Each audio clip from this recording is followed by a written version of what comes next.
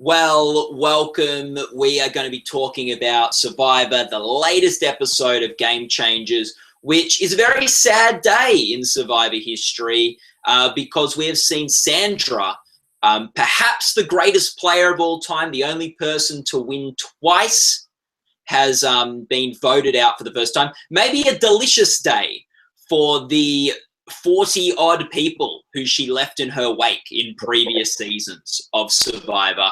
And we're going to kick things right off with our lead of the Survivor episode, Off With Her Head, the Queen. Finally, her reign comes to an end. Marcus, you spoke with her today. What are your thoughts?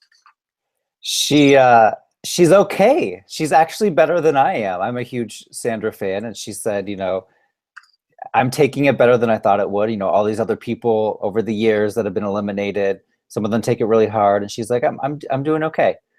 It was a really fun interview. It's on GoldDerby now if you guys want to check it out. But she basically is fine with how it went. I did tell her, I feel like it's kind of unfair in a way because of the 6 tribal councils, she went to 5 of the 6. The only one she didn't go to was the Caleb one. And somebody like Sari Fields has been to absolutely 0 tribal councils. So Sandra had to play so hard, so fast, because she kept getting on these tribes where they kept losing all the time. So there's a little bit of bad luck this time around. And obviously drawing the buff that put her on that tribe where she was outnumbered was really bad. Bad luck. Tom, what are your thoughts? This may be something that may not be a popular opinion, but I thought she played a much more interesting game this season than in the seasons where she won. I agree. No, I agree. She had to come up with ways of surviving in a way that she never had to. In season 1, she just flew under the radar. It was, vote anybody else out as long as it's not me. And even in the second season, there were so many big controversial people, Russell Hanson, comes to mind, that she, even though she was a former winner, was still able to play a little under the radar. But she was target number 1, or one of the main 4 or 5 targets from the first day she came here. And she had a lot of delicious moments, but she had to do a lot of scurrying. And I was very impressed with how she managed to stay alive during all of the tribal councils she had to go to. I think that's she definitely played her most dominant game this season we've ever seen her play. I think she was running the show. She was calling the shot. She was making big moves, or at least responding to big moves in very dynamic ways. And I guess the big question is, did she play better this season? Or did she actually, because she changed the way she was playing to a more TV-friendly type of game, it actually painted an even bigger target on her back, and it was maybe her worst season of play, even though it looked the most impressive? I think her gameplay was much better this season, but because again she kept getting on the losing tribe, she had to play so hard, so fast that's really what did her in. Yeah, I think it's hard to say that the winning games weren't better games for her. She's able to win. She was able to avoid being the target, but I'm not sure if she could have this season played that way, because she was going in for the first time ever she was a target before she said anything or did anything this season, and maybe playing to that was the best thing for her to do this year. Whereas I think in previous season I think the season she won, she played better games by the nature of the game. Right. Yeah, individually, I think so. Yeah. But I do think, unlike a JT who we saw last week, who I think his decision not to play the idol on top of everything else has affected maybe his legacy as a Survivor winner. Not to take away from the great game he played in Token Chains, but I do think this season showed he lacks a self-awareness to not know that he needs to play that idol. And the funny thing is with JT, even if he had played the idol, if he'd played the idol last week, he could still have won the game in theory. Even after all his mistakes with Malcolm and whispering in the ear and all that sort of stuff, he plays the idol last week. He could have undone all his bad plays because there would have been a tribe switch this week. Even if there wasn't a tribe switch this week, maybe him and Aubrey would have worked together. Whereas I think Sandra, to bring us back to Sandra, I don't think she's affected her legacy by losing tonight. I think she played a good game. She made good moves. She was in control of a lot of the votes. And, the switch was unfortunate for her, and maybe she could have done things differently. But I think she is still inarguably one of the best winners of all time, if not the best player of all time. I think there is something that she could have done and perhaps should have done. What is it, Marcus? Talk us through it. When so she gets on a tribe with basically it's her and Jeff Varner, and that's against everyone else. And when Zeke tells Varner, like, hey, you guys are safe, we're going to vote out Ty, Varner then went to Sandra and said, we're safe, they're voting out Ty. And she knew something was fishy. Ooh. I think what she should have done was go to Ty and say, you think these guys are your allies? These guys are wanting you out. Like, what you need to do is join us, because if we all survive this tribal council, Debbie comes in, and all of a sudden we're going to have this group of 4 that's going to go against whoever's left, and they're outnumbered still. I mean, it's 3 to 4 at that point. But she could have said, if you happen to have an idol, this would be the time to use it, because we're going to stick with you to the end, Ty. And she didn't do that. Yeah, that's a good point. Yeah, I think that's a very good point, because Ty is so manipulated. Yes, he's so jangled, and sometimes he kind of believes the last person who talked to him. And Sandra has been so persuasive on all 3 of her games that she could have easily done that. That's a very good point. Yeah, I like this play. Let's sort of break it down a little bit, see if it's like what the downside would have been. Like, she didn't know Ty had idols, so I guess if you get Ty on your side, it's still only 3 votes. So that may be why she was reluctant to make that move. She needed to go with where the numbers were. I understand that side of things. On another side, I do think it is easier to move Ty over to your side than it is like people like Ozzy and Zeke. They're hard to move people. And I think Ty probably is your better mark and someone who you can more easily build trust with. And yeah, so I think it's a good play, Marcus. I just think she still would have relied on some idols that she didn't know whether he had or not. Maybe saying, hey, Ty, you're in trouble tonight. They're coming for you. It's going to be you or me. Let's work together. Maybe we should look for the idol together as well. Yeah, that'd be good. That's great. Yeah.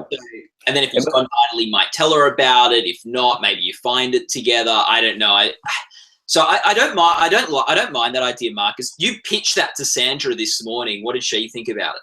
She said she never even considered it, because she thought that this co-wrong 3, which is Ty, Debbie, and who's the other?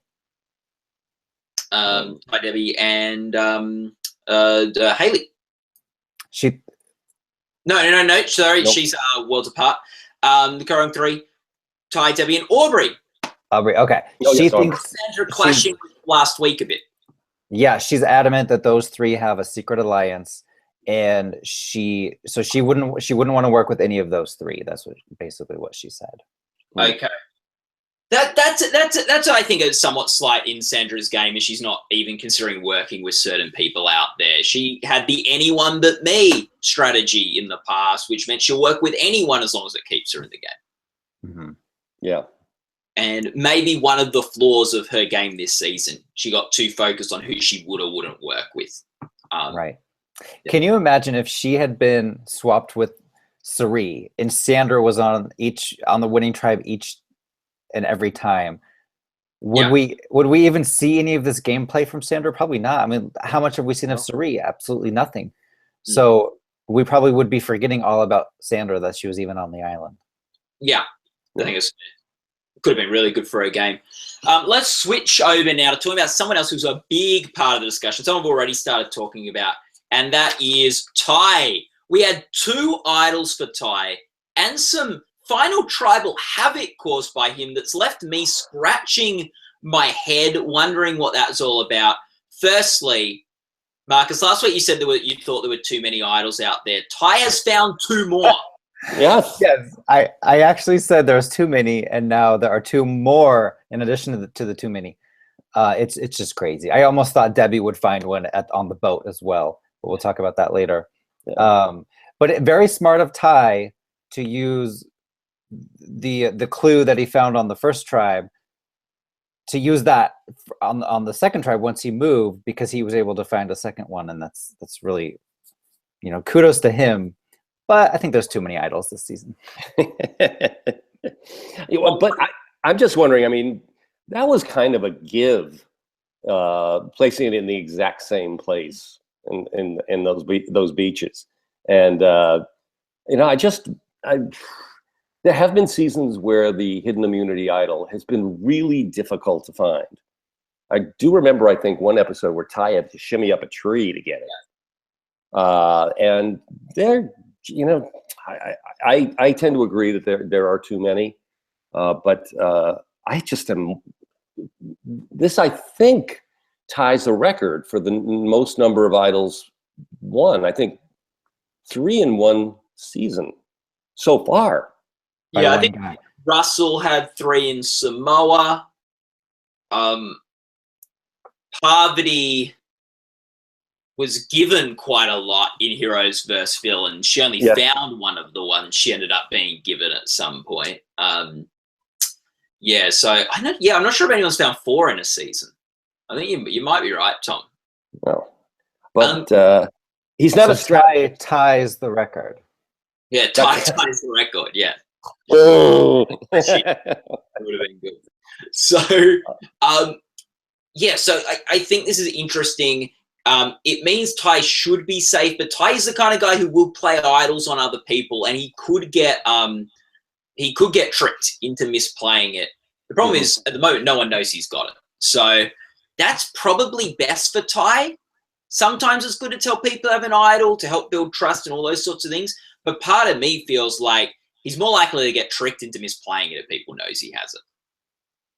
Just having it himself means he can just play it on himself when he feels he's in trouble.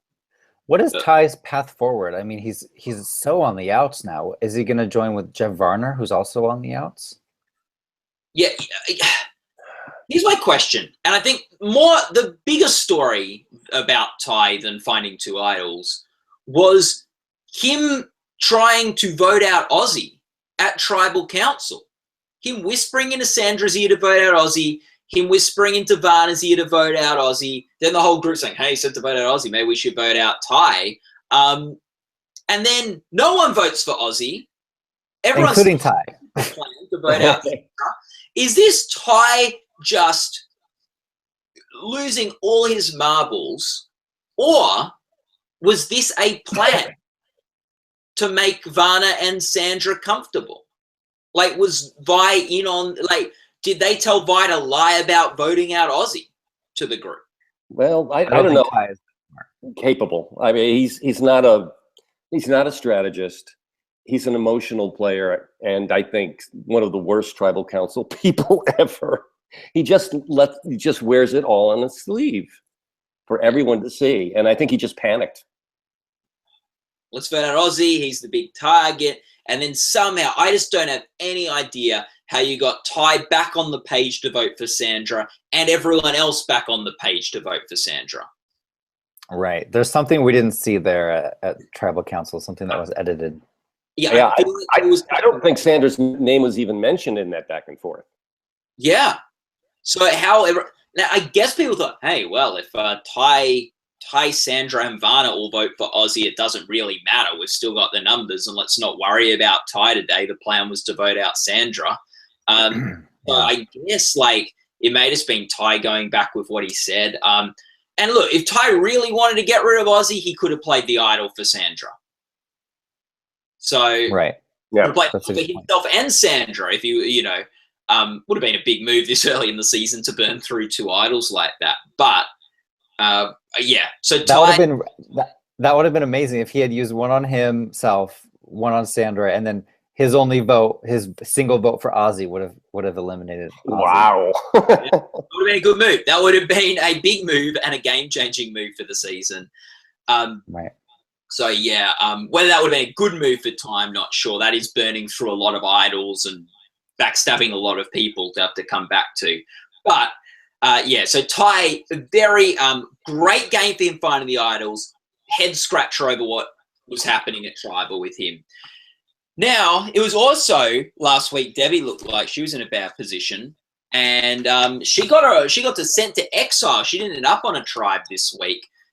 She'll be joining the harmony of the tribe that were just on tribal council next week. And she got to go to Exile Island. And Exile Island this season, the few twists. This year Exile Island is a boat. That's a game changer. And a former winner joined her on Exile Island. Winner of Fans' Favourites to John Cochran. We cocked the vote this week on Survivor. We got John Cochran on a boat with Debbie. What did you think of this, Tom? It made for a nice surprise in the beginning. It's like, wow. And especially in such a bad place that she was at. I'm not crazy about this. I really hope they don't do this again. Because Debbie there was no vote involved. She just picked an empty buff. And then she gets sent off. I mean, in previous years, Exile Island was something that there was a reason for that person to go. This was just chance. And I think the first time it happens, when we saw the yacht on there and realized it was Exile Island, it was a great moment. But I'm just wondering, is she going to be savvy enough to keep her mouth shut? I have so many issues with this Exile Island. It was great TV, don't get me wrong, but you're right. The fact that it was chance really, really irks me the wrong way. It should have been a schoolyard pick where they pick their tribes, and then the person that's left out, then they get to go, because then it's not random that way. Yeah. Which still could have been Debbie going if they did the school. Still likely would have been Debbie. But I would have felt better about it. Yeah. Right. But do you guys think she got too many advantages? She got food, she got drink, she got comfort, she got John Cochran, and she got the advantage of the extra vote. Way too much, Survivor. You went way overboard here. Yeah. I would have been happy for her with just the first few, but now with this advantage, and again, it was just presented to her. She didn't go out. Wasn't hiding in a tree or something like that. It just rained pennies from heaven on her. And it's funny. I could see the producers figuring this out, and in a way, the worst person to listen to Cochran's advice is Debbie, because she doesn't feel like she's in trouble. She's doing everything right. And it would have also been funny if they had, if the person on Exile Island was Ozzy and Cochran had to give Ozzy advice. That would have been very good. That would have been great TV too. Yeah. What do you think about? I feel like if Debbie wins the season now, really hats off to John Cochran. Right. I almost feel like it'll really be. I was the turning point. I turned her game around. I am the greatest winner in Survivor history. I feel like the John Cochran twist, if you call it a twist, it was a really good idea, but it should have been a reward. Its own, like after the merge, they're playing individual rewards. Jeff should have said, the winner of this reward will get to talk to a former winner and get advice on how to win this game. That would have been a reward all by itself, and maybe have like cheese and crackers or something. Yeah. I just think she got too many things, and I didn't like how many. It's like they're giving free things it's Debbie Day on Survivor. Yeah. You're Debbie, congratulations. Yeah, but I do think with John Cochran, like, it is interesting getting a former winner in. What if Cochran gives her advice that she follows and then, like, gets voted out because of it? Like, that's if I was a player on Survivor and I heard that there was a reward to meet with a former winner, part of me might be like, I don't want them getting in my head. I'm playing my game. I'm happy with how I'm playing it now. I don't want to meet with someone. So it's I think it's a complicated thing to start throwing, like, former players in who might be concerned about their own legacy as well. I think Cochran was a good choice because I do think Cochran has a very analytical way of thinking about the game. I do think he's someone who's probably does want to help someone out rather than someone who's worried about what edits he gets. But imagine throwing like a bigger maybe ego on the show, like a Boston Rob or a Russell Hantz or an Aussie. Like, I can't imagine, like, if Aussie wasn't in this season, I can't imagine them also not being conscious of, or how am I being portrayed in this? Like, they're thinking about their own sort of TV edit. Oh, I want to tell them to make a big move so I can play a big part in Survivor like this season and stuff. So I think it's complicated, but I think it sort of worked okay. And I think Cochran was the right person. Quick question. Did Debbie take the right advantage? Was that the best of the three? That's the one I would have taken. Yeah, I think I would have taken it too. But I think winning your tribe a challenge and a challenge for your tribe advantage, your tribe could still blow the challenge. Right. So that's like, that's a waste. It could build you goodwill with that tribe.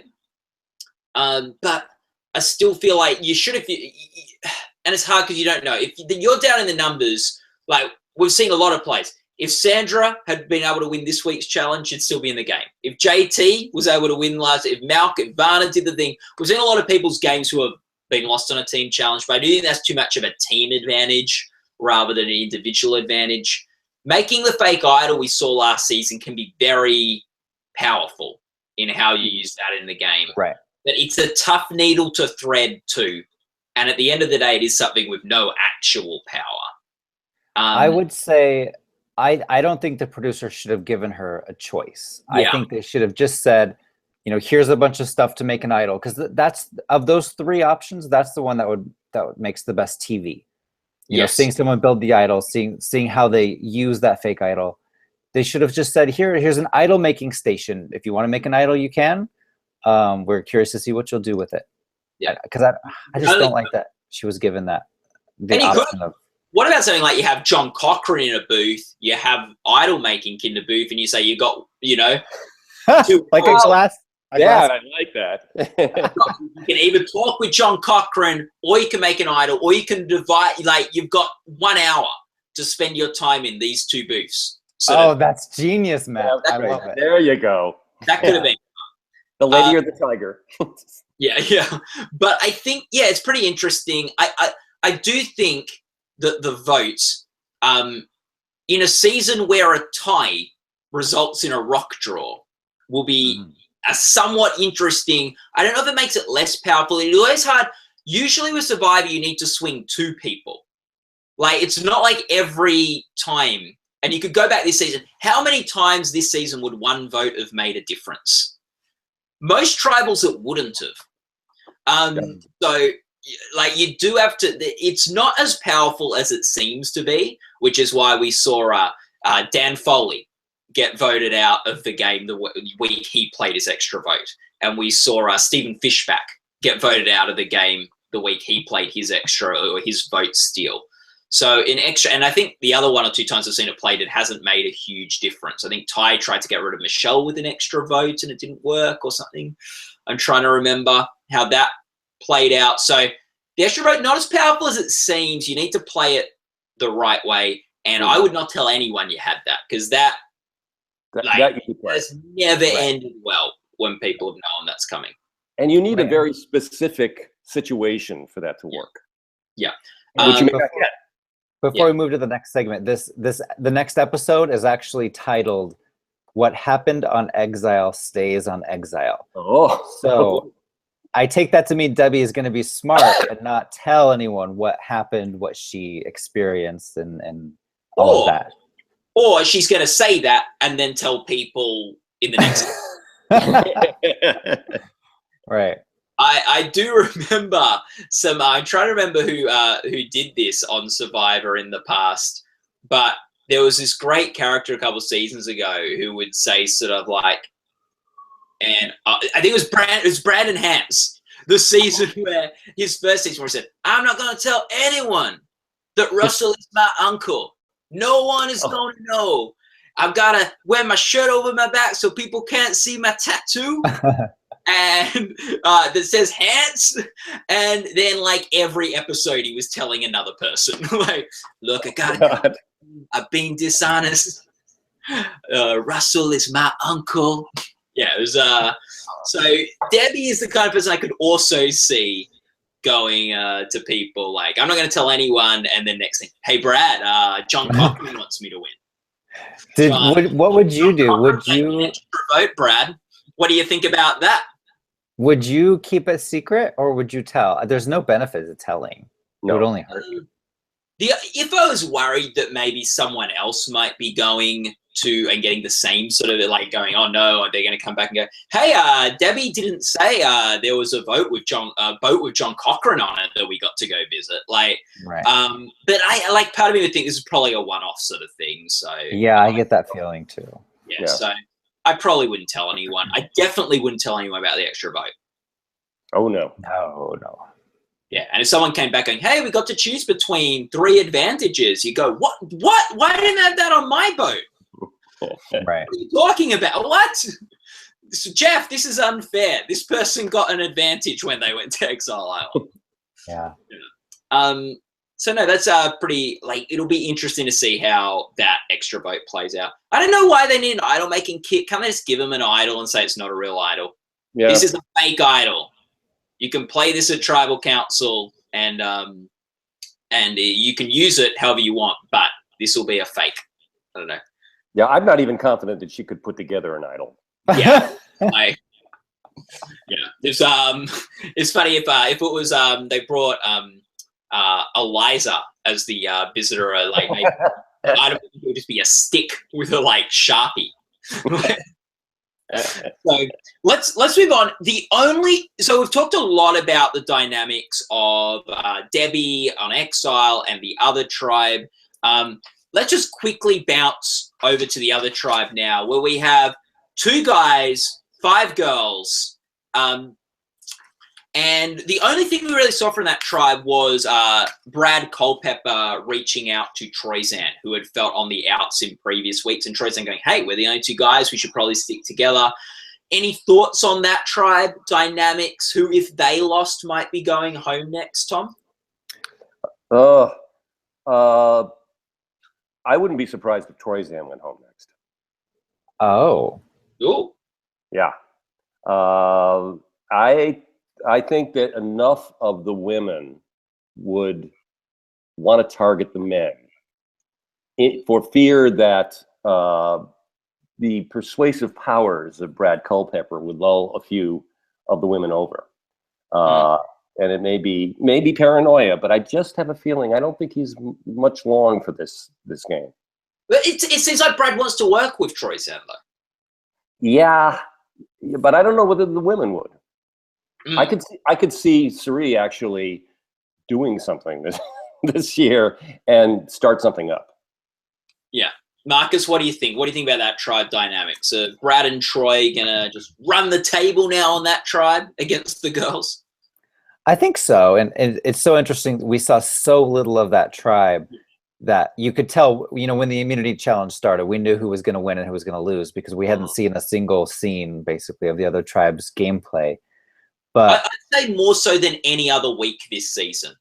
We've definitely seen it weighted to other tribes, but we've usually seen a scene where Sari's trying to scramble a bit, or where sort of Sarah and Troyzan make an alliance and sort of talk about, and Troyzan's got I think this week we really saw the least of one tribe, and you go, right. But how lucky for Aubrey. I mean, Aubrey, if the tribes hadn't switched up and she was still on Sandra's old tribe, she would have been out next with Michaela and Jeff Varner against her too. Yes. And now all of a sudden she's on a tribe where she has, I'm trying to remember, it's Michaela, it's Sari, it's Troyzan, and Sierra and Brad. And Haley, she's looking good now. Look, which I'd say this is maybe trouble for Michaela, because clearly Aubrey was getting very annoyed by Michaela last week with the whole coffee and things like that. She was really on the outs with Michaela, Sandra, and Varner last week in the vote. And maybe Aubrey goes to Brad and stuff and goes, hey, let's just get rid of Michaela, sort of Brad and Troyzan and Aubrey and all that. Like, I think I don't think anyone's going to be going into bat for Michaela on that tribe. Her only 2 close allies were really Varner and Sandra. Yeah. Right. Yeah. But it is interesting. Like, you could see Michaela going to the guys and going, hey, Aubrey, we weren't working with her. I'm happy to get rid of her, sort of thing too. So I do think that could go a number of ways. And as Marcus said, it's a bit up in the air. They really showed us so little. All we sort of know from that tribe from this week is that it seems like Brad and Troyzan are starting to bond a little bit. Right. Is that the only scene we saw? Like, I don't remember even seeing Sari. I don't remember seeing Michaela. Yeah, Nope. I think Just random shots at the during the immunity challenge, but never confessional. Yeah. So let's move on now. Looking to the future, looking to next time on Survivor, there is a Gold Derby prediction center where you can predict who's going home, who's going to win the challenges. It's a really fun thing at goldderby.com. You can check that out. Marcus, our users were right this week. They were predicting Sandra to go home, and she went home. Who are they predicting to get their torch snuffed next week? Sandra's best friend, Jeff Varner, is on the hot seat. Jeff is one of my favorites. I love Jeff. Right. He has the best odds to be eliminated. In second place, Debbie. I don't really agree with that. I think Debbie's in a really good position now. She is, but also, yeah, it's good she's not on a tribe with Brad, and she's not really on a tribe with people that she was ruffling the feathers of too much last week. Ty, maybe. Right, she's with Ty and Jeff, and based on the preview trailer, which you can never really take much from that, it looks like people may be, questioning whether they should keep Ozzy around much longer. So, yeah. It seemed like the target sort of shifted to Ozzy. Maybe Ty did that at Tribal. I also wonder whether Sandra was able to plant the seed successfully of the co-wrong 3. Mm-hmm. And whether, you had sort of people like Ozzy and Andrea and stuff going, hey, look, we've got to get rid of Sandra this week. She's way too big a threat. But she wasn't wrong about the co-wrong 3. That's our next piece of business. Mm-hmm. So, plus, Ty could use an idol. If he feels like Debbie's going home, he could use an idol to save Debbie. Yeah. Does he want to? I can see Ty using an idol to save himself, though. And if people aren't happy with how Ty behaved, it could be a bit like JT. The week before, people were like, boy, he was really off his rocker at the last Tribal. We need to just take this guy out. Yeah. So, I don't know. I think Ty could be in trouble. I think Debbie could be in trouble. I think Ozzy could be in trouble.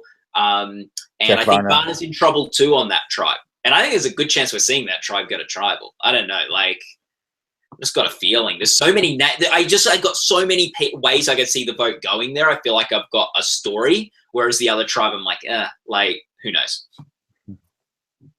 Absolutely. So I'll be predicting that tribe to go to Tribal. Don't know who I'll predict to go yet. I really hope Varner makes the merge. He's never made the merge before. He's never got to. Oh, sorry, he made the merge once. He's never sat on the jury before. Okay.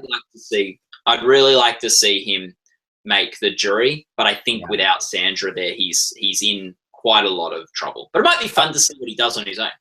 I love the old school people. I love Jeff. That's why I love Sandra so much. They need to bring back more of these old school, season 1 through 10 contestants. It's rare. Yeah. And can I add that I like the old school people who come to play. And I think and I feel like there's often this big old school players don't get the game, new school players do. And I think in a Jeff Varner, we saw a second chance. Maybe his problem was he came in and hit the ground running too quickly, which is more an accusation that you would throw at new school players, not old school. And Varner has come in again and he's been building relationships. He's been prepared to vote different ways. He's been weighing options. He's been thinking very strategically. Whether he's a good player or not, I think he's someone who played in the second season, but he comes with the mentality of a new school player. And I think Sandra has the mentality of a new school player. I think sometimes we get so focused on, the newer players are the ones who know how to make big moves and strategic, and the old players really think, what's best for the tribe and things. But I actually think, there's new school players like Ty that I think is a lot more about honor, integrity, and all that stuff than maybe a Jeff Varner who played in second season of the show. So I love to see the old school players come back who are coming back to play, not like Colby in Heroes vs. Villains. Yep. Oh boy. What I admire Varner a lot for doing his homework. Yeah. Yeah, he's playing very differently. And, I got to hand it to Culpepper. He's also playing very differently. He doesn't have the worry of his wife this time. He can perhaps, and I think he also has done his homework and is beginning to play the game that he intended to play. Yeah. So, I got to give props to those two guys. Which brings us, Marcus, to the center's new predicted winner. Yes, speaking of Culpepper, he is, for the first time this season, he is predicted to win. Last week's predicted winner, Sarah, she's still in second place. Third place is Ozzy. Fourth place is Sierra. So a lot of people think this Brad Sierra twosome is going to make it pretty far. What do you think about that? They've been together since day one. They've really been in the driver's seat on all the votes. They seem to have a really good way of making people comfortable with them and at ease, rather than like Sandra, as well as she was playing, was not making people comfortable. She was not making people feel, oh, I feel really safe now with Sandra. People are feeling safe with Brad and Sierra. So I think that's a great final two pick.